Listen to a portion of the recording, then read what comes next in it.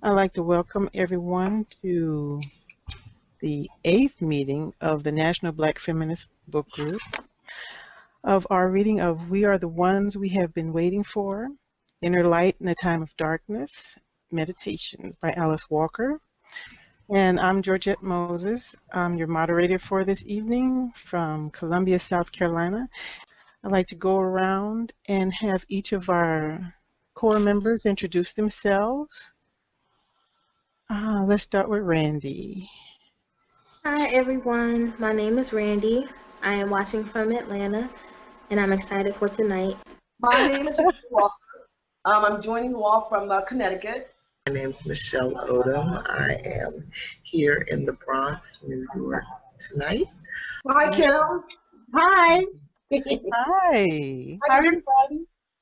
And tonight it's our last two chapters, chapter 13 and 14, Orchids and to be Led by Happiness. Chapter 13, Orchids. Okay. Walker uses power to subtly compare it to human beings who have experienced tremendous cruelty, like Japanese women, Iraqi children, Native American children, and Black people who sometimes feel the need to self-eradicate. She suggests indirectly that healing these soul wounds is indeed possible with application of a little tender, loving care, the kind of care we associate with Blackness. To strengthen our capacity to deliver this care, we must care for our own souls. To be Black means to have body and soul together, she asserts, and the practice of yoga is a strategy for accomplishing. Okay, thank you. Venita, you want to read B or? Why not? Okay, thank you. What does it mean to be Black? Well, it's complicated. In the United States, having Black skin was a crime during slavery. Our sisters in Senegal are turning their face into bleached, raw, and red mask. And even Alice Walker admits questioning her own integrity about her liberation. We have suffered for the right to wear out hair as it grows and to love it ourselves. But we still struggle with the issues of self-acceptance and freedom of choice uncontaminated by fear. That struggle is part of being Black. Traditions of female genital mutilation and infant foreskin circumcisions are barbarities committed against children that permeate their entire lives. There's also Black who care about the suffering of children, whatever color or tribe. Blackness is the feminine in both men and women that hears the cries of others. Question: do you think the traditional practices like FGM or foreskin cutting are part of ethnic or religious identity? 2, number 4, is skin bleaching a new epidemic among Black and brown people? Female genital mutilation and foreskin cutting, I don't know if they're traditional practices or part of ethnic or religious identity, but I believe they are definitely male practices. I think men definitely came up with these two things. I really do, and it convinced people that this was necessary and part of identity. In terms of skin bleaching, I don't think it's new. In West Africa, like she said about the women in Senegal, in Ghana, every other billboard was a bleaching cream ad, and they definitely have been taking a part of it. I, I don't think it's beautiful, beautiful brown skin, but it's a bleaching cream at every other billboard. It's really crazy. It's really sad. So I don't think it's new. Wow. It's not an epidemic. It's been going on for a very long time. My husband is from the island of Jamaica. He's been here since he was 8 years old. However, bleaching has been taking place on all the islands, like Barbados, the Bahamas, Jamaica, St. Kitts, for a very long time. I'm not sure if it's a propaganda they see from America. I'm not sure if it's something that comes right within the places where they are. But fair skin, even within the black races, within the families, have always been reverent. I remember growing up as a little girl, and how in your own family, which is the saddest thing I've ever seen. So a lot of it's just innate, it's inbred. You would have your family members take more to the fair-skinned black child, and that's in my time. You would have the teacher that would take more to the fair-skinned black child. A fair-skinned black child with the so-called good hair, whatever that may be, was able to get away with a lot more than a darker-skinned child. I remember having a cousin that was a very dark, oh, she's just beautiful. She's like Randie, you know, skin like velvet, flawless, fabulous in every way. Really, and just gorgeous. And she still is gorgeous. And most of my cousins, a lot of us females, are fair skinned. I'm probably the darkest person among all my cousins. And I remember hearing family members, and it disturbed me so bad, saying things like, you know, even her mom, this is my black pearl, and, you know, making the distinction. And I remember going to school and how the darker skinned little girls didn't have the confidence. I was watching an Indian movie the other day. A lot of times I watch foreign movies, actually. And if you watch all the Asian movies with people from India in them, the actresses and actors are all very fair-skinned. So the whole world, to me, not just islands, but other countries and continents are emulating Caucasians.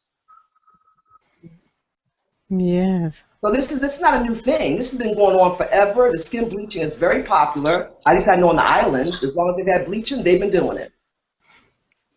It's something that's been going on for a long time. And what's worse, what really surprises me, that it's going on today. You know, even if, you know, the paper bag thing years ago, you know, to get more opportunities, but today, I'm done. All right. Well, I tend to agree with both of you. I know I'd seen a video clip a couple of months ago that showed a woman from one of the islands. I'm not sure which, but you know, they're kind of making fun of her because her face was white, but she didn't have enough money to do the rest of her body. So the red, you know, she had black feet. So I'm like, what is possessing you to think that just this one change in your features is benefiting you in some way? So tonight I took the initiative to go, you know, check out, because I knew, you know, the Japanese and the Chinese, you know, they like to do this fair skin thing, and even the Indians on the home page, the book group homepage, Michelle had posted a clip of an Indian actress dialoguing, you know, with some males from the film industry and other Indians about why she was going to, you know, not bleach her skin, and she felt she could get parts and play any part she wanted to. And it's the the similarity with the people in the clip from China that I saw were that the Chinese women associated with white, wealthy, and beautiful, so they could get a tall, wealthy, handsome husband.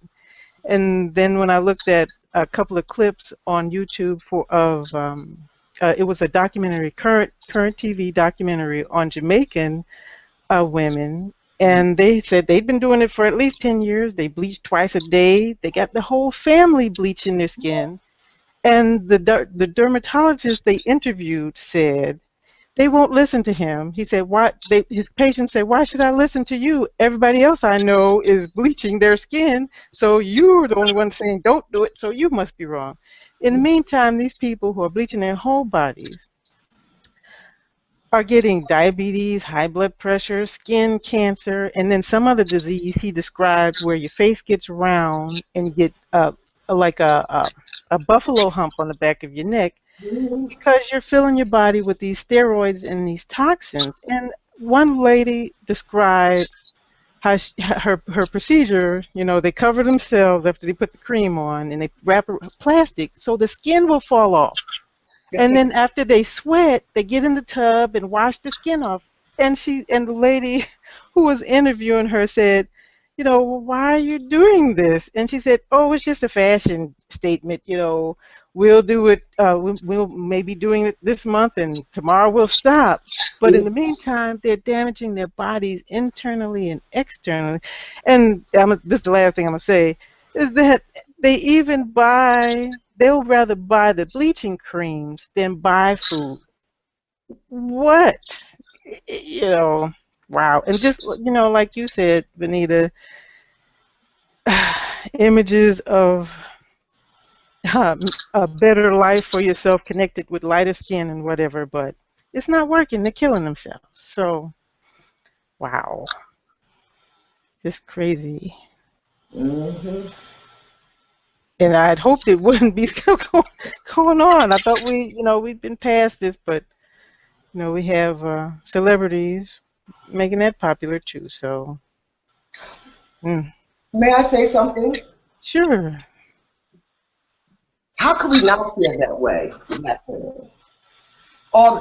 Not just the images that we see. We see our own black men in the news, on television, and entertainment, that have actually come out and said that, the fair-skinned woman is more desirable. We got one of our very well-known entertainers, and I'm not going to mention her name because I can't stand the child, to be honest with you. But, you got cosmetic commercials making her fairer than she is. Oh, say it. Michelle, stop instigating. I got a lupus attack over here. I'm trying to be cool now, girl. Trying to be cool about this. But I just loathe that child with those little teeth, and she will go. They have cosmetic, well-known. Stop Kim. Little teeth. She has little teeth. Oh Lord, have mercy. And the teeth is not bad until she says something. Then if she just shut up and act like she's mute, she'll be fine. But then she has to talk. Anyway, you got these images of her, and they make her lighter than she is. She got all this weave and going on down here. Right now, my lupus attack, I have 2 pieces of hair. Okay? I will have a bald head before I go through all them changes. So when people see this and it's constantly put in your face, and you have your own black men that, are even coming and saying, it's no big deal. And not the saying, showing the image. The fairer she is, the closer she looks to Caucasian, the more desirable she is. Really? Really? It's heartbreaking. And I remember feeling so bad when things were said. I've always been a child that was older than my time. So I was always observant. And I remember feeling so bad for my cousin and actually, telling her, and I won't call her name, and that's one of my favorite people, how beautiful she is. And and this is coming from family members. So it's not just the outside. Black folks have more racism within their culture than anybody I know. It starts with us. And the people in my age group in particular, that 20-something group, you know what I'm saying, Randie? We should know that. And our age group, Michelle, Georgette, Kim. Yeah, we should. You know, But and it's you know what? But everywhere. once again, black folks are always in denial. They don't want to live in the truth. They sit around and go through all these changes. Everybody knows this stuff been going on forever, especially in black families. The fairer you are, the more curly your hair is, the more privilege you have. And when you do little stuff, it's cute. Let the dark child do something and they bad, which I hate that word. There's no such thing as a bad child. Mischievous, active, but not bad. My 3 minutes is up. I'm done. All right. Well, you packed it full. Thank you, Venita. So I guess we agree that, this is everywhere. Breaking. It's everywhere. Mm. And wish we knew how to stop it. We can't. It's in the mind. Way back there. So we need lobotomies. No. We need something. Okay.